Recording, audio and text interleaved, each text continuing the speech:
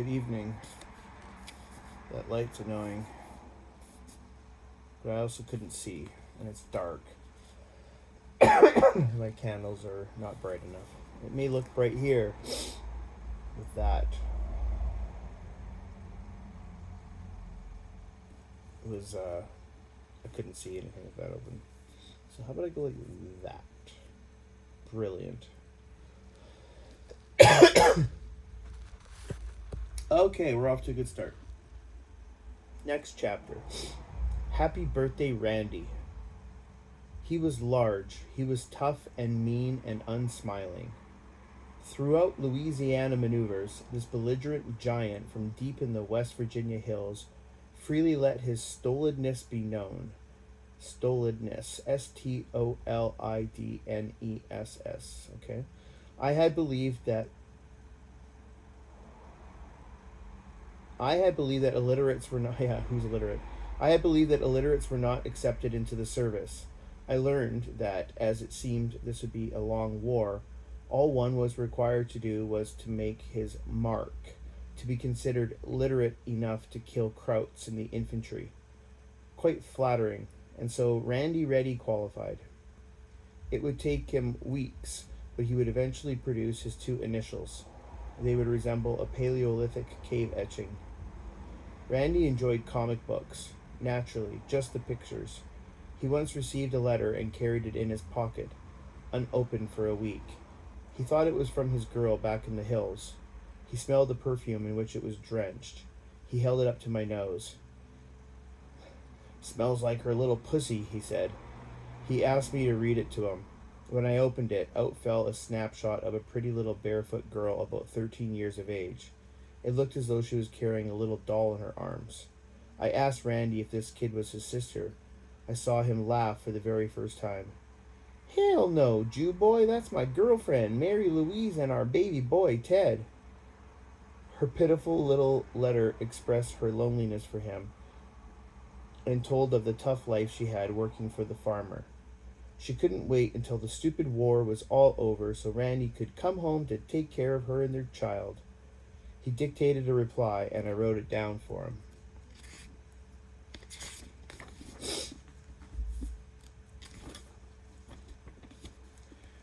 From then on, I thought that Randy and I were friends. But one night, when he was desperately drunk and I tried to quiet him so he wouldn't be arrested by the MPs, he began swinging at me and shouting abusive remarks. It seemed strange coming out of that really innocent big oaf's mouth, because he had once confessed that I was the first and only Jew badass he had ever seen, and he thought I didn't look a hell of a lot different than anyone else. The next day he was deeply sorry. He remembered how poorly he had behaved. He begged me to slug him hard in the face a couple of times in order to get even. Of course I refused. He said, "Well, buddy, any old time you got that feeling for it, I owe you a couple punches in my pan." That seemed to make him feel better. I said, "Thanks, buddy. I'll remember that, so watch out." From then on, our friendship did continue. He confessed many things to me. He told me that his 2 pair of GI boots were the first shoes he had ever owned. He wondered if we got to take them home after the war. He guessed that you could if they looked beat up enough.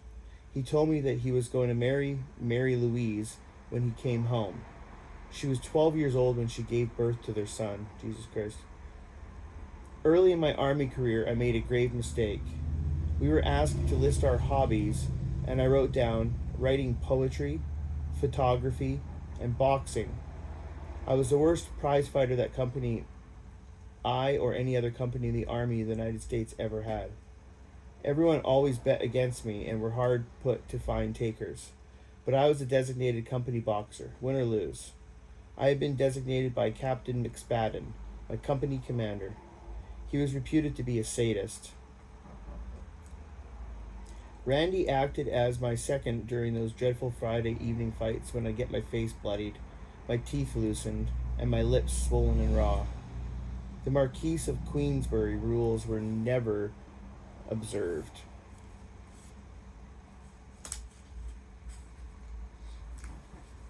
As you can tell, I don't have this down to a science yet, but whatever. I'm just fucking reading, man.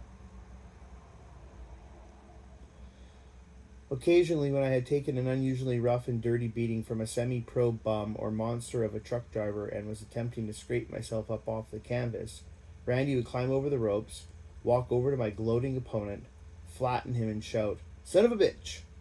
Then he'd help me clean up, collect my 2-day pass from the grinning captain, and we'd go out on pass together.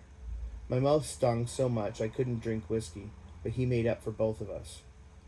Several months later, the 88s were incessantly landing on our position, and it appeared as if the enemy knew that their now or never had finally arrived.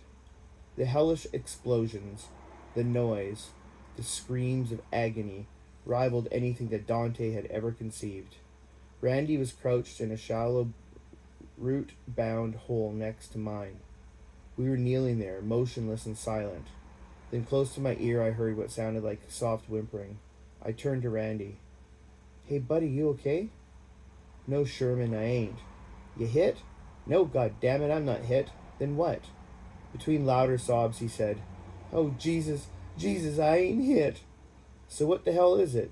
"Oh, God, Sherman, I shouldn't be here. I shouldn't be here at all." He was really panicked.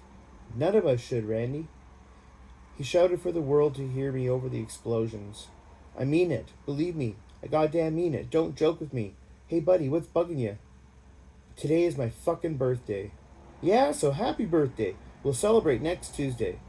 "It's my 15th birthday. I'm 15 years old.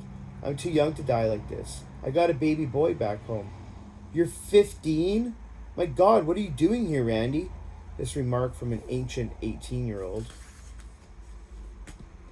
"I lied so I could get good eats and clothes. Anyway, work in the army is easier than the railroad, except for now." A devastating salvo exploded near us. "Sherman, I gotta get out of here. I gotta talk to somebody. I can't just lay here and die."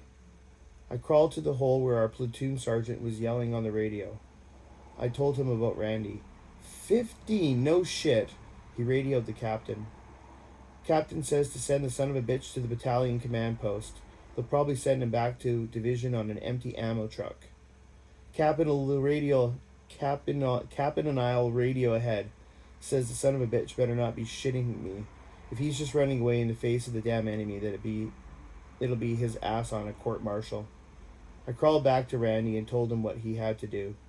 The last I saw of him was his large lumbering shadow, wiping his tears away on his sleeve. He was crouched over, jogging through the explosions, jogging toward the west, jogging toward West Virginia, jogging toward Mary Louise and his baby boy, jogging toward life. Softly I whispered, Happy birthday, Randy." Wow. Imagine being so poor and like desolate that you want to join the army at 15 and you knocked up your 12-year-old girlfriend. Nipples made an appearance, sorry. It's pretty interesting army stuff. The war is like... Yeah, I don't have anything to say after those about the war because the war's...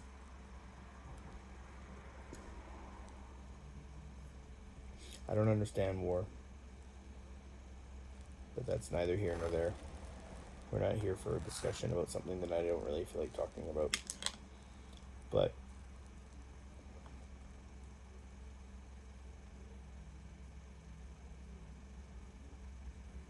good night. Hope everybody's enjoying my weird, awkward readings.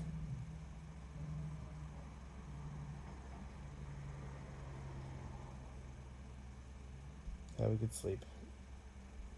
To the world. I am tired.